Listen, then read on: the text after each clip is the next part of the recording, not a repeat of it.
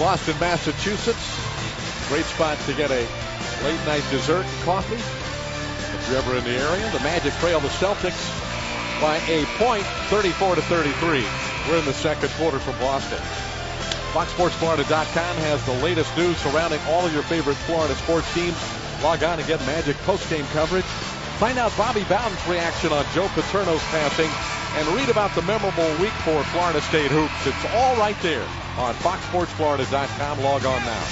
While you're there, you can scroll down to the email the booth and submit a question for Maddie and me here on the telecast. We might answer the question tonight. We might save it and answer it on a future show, or if it's not a very good question, or we just are not interested, we might not answer it at all. Sounds like a definite maybe to me.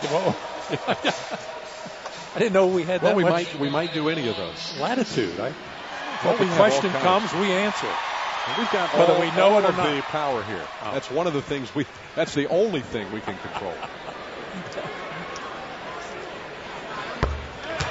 Kevin Garnett scores for the first time in the game.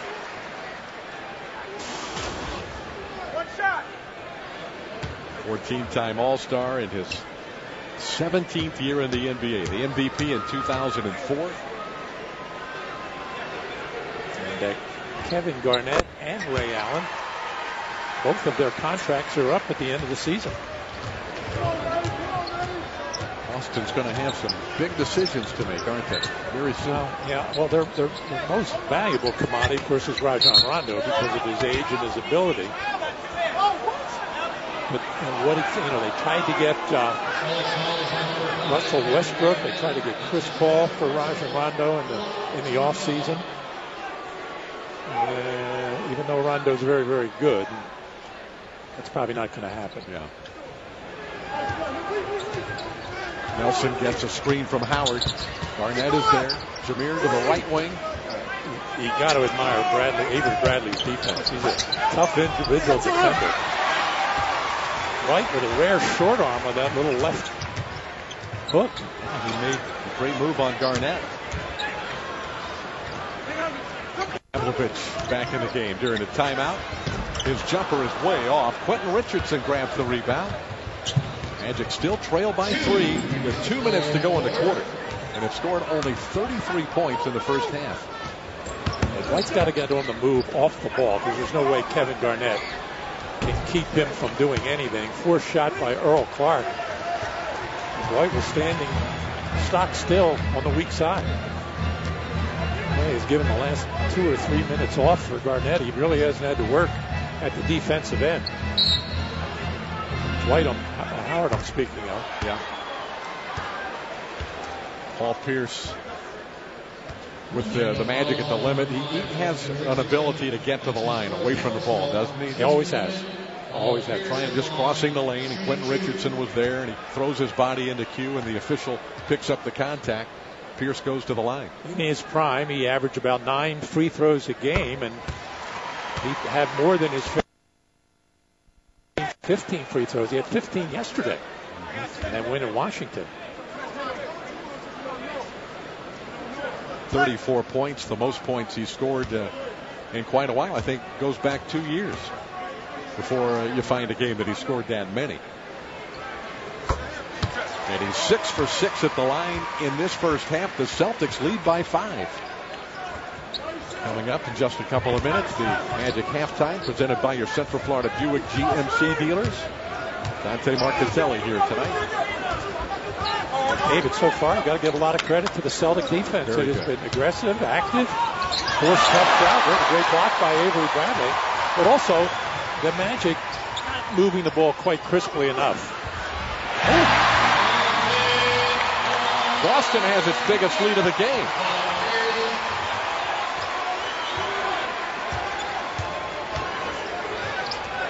Avery Bradley reminds me of Casey Jones defensively, just in your chest at all times. I hate to play against those kind of guys. Bradley pushing it. Gives to Pierce for 3. Boston has taken a 10-point lead late in the first half. Wow, this building believes right now, and so do these Celtics. Long way to go, however.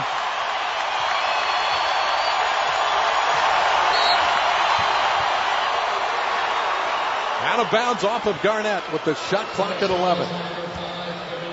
And we've got a foul on Kevin Garnett. His second. Avery Bradley, after that blocked shot, waits patiently. He was ahead of the pack, hitting the trailer, Paul Pierce. He had to put it in second gear to slow up.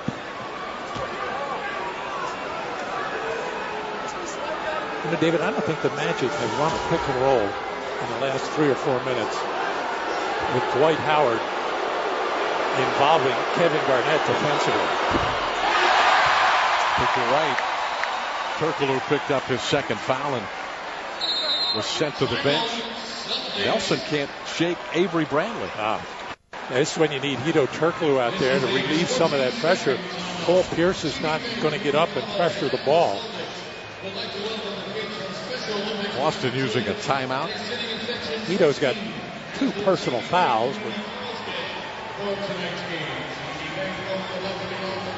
The only Magic player with 3 fouls is Ryan Anderson. He spent most of the first half on the bench. So you got nothing out of Anderson, no points from Ryan.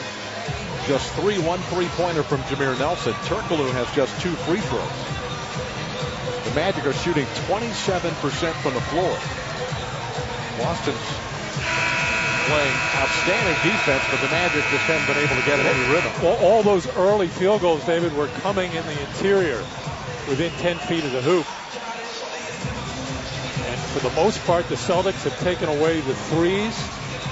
And the Celtics, not a very good running team, have outscored the Magic 11-2 in fast break points. So.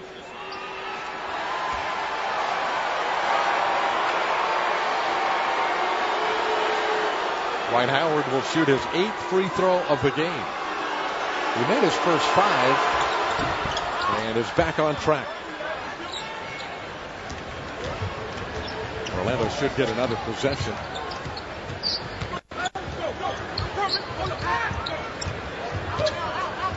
And they almost turned it over. Bass got Clark off his feet.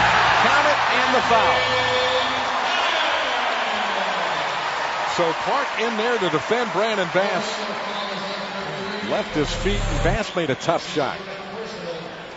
He actually got a little bit too close to the basket for his liking, forced to take the turnaround jumper against the longer Earl Clark. With Brandon Bass having a very, very solid first half. He's been struggling offensively, Brandon. 41% in their last 8 games, but 5 for 8 in the first half against his former team, the Magic.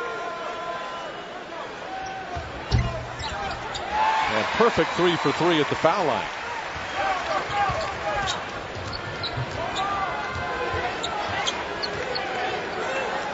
Final seconds of the second quarter. 2 screeners out high for Nelson, but he still can't shake Bradley. Oh, he cannot get around him. Made a tough shot, though, to beat the buzzer. Yes, it was.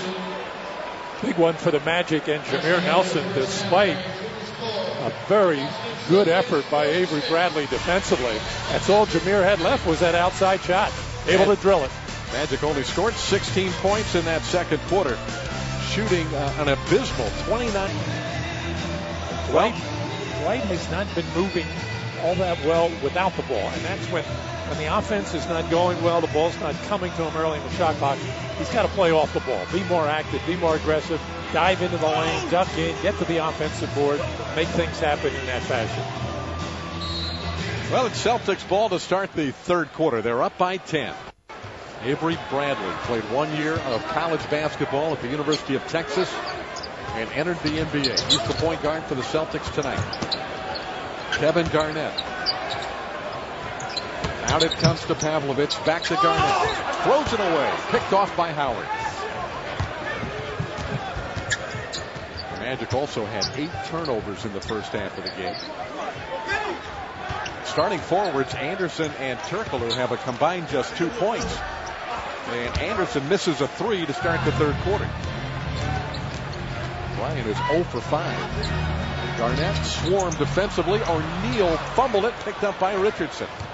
2 straight turnovers by Kevin Garnett, trying to force the action in there with ill-advised passes.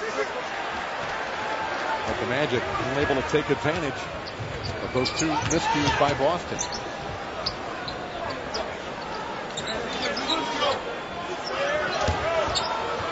Paul Pierce gathers the shot, fires it in. 15 for Pierce. Yeah, Paul Pierce never really had a good handle on that ball. He's kind of a little surprised himself that he was able to make that shot. Boston's lead 12. That matches their largest lead of the game.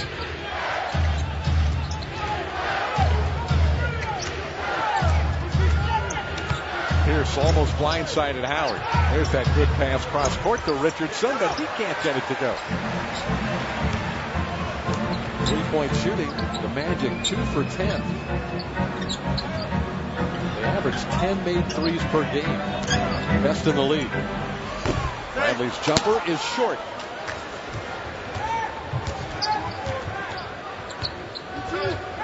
Magic got to get to the high pick and roll game earlier than usual to get some offensive rhythm, get some offensive confidence going. Right now, it is a mismatch. As Dwight Howard's going to call for an offensive foul, landing one on the chops of Jermaine O'Neal. That's Howard's first personal. Let's take another look. His elbow didn't really get away from him, but it did catch the jaw of Jermaine O'Neal. Well, then a great acting job by Jermaine O'Neal. Usually on those plays, you'll see a flying elbow. Pierce again, one-on-one against Turkoglu. That shot didn't look like it was going to go in, but it did. And not a lot of lift on the jumper for Paul Pierce. There's Avery Bradley, who's been right in the shirt of Jermaine O'Neal all hit. Jameer Nelson. Garnett and Pierce chasing after the loose ball with Nelson, and we'll have a jump ball call. Avery Bradley, just a big-time pest. Finally gets his hands on one. He's been in there tapping away at Jameer all game long. I have a feeling Avery Bradley's going to get a Tommy point for that. No question. Tommy Heinsohn, a longtime Celtic legend. There he is. Yeah, that's got to be a Tommy point. Although Tommy looks upset. No doubt the call. Probably felt like Jameer committed a foul. Garnett will jump against Nelson. The shot clock is reset at 22. And it's at the Boston end of the floor. Vito going back and forth, trying to take that pocket away from Garnett. Richardson almost stole it away. Now Pierce wanted to fire a three. Havlovich from up top. Howard rebounds, gives it ahead to Nelson. Havlovich crowning Turkoglu. That's more like Sasha Pavlovich's game there. Catch and shoot pretty much anywhere on the floor. However, he has had trouble getting anything going as a member of the Celtics. And I think so far Hito has shown a little rust, missing those 2 games with a bad back. He does not seem as mobile as he was before the injury, which not only is going to hurt the Magic, if that's the case, at the offensive end, defending Paul Pierce coming down the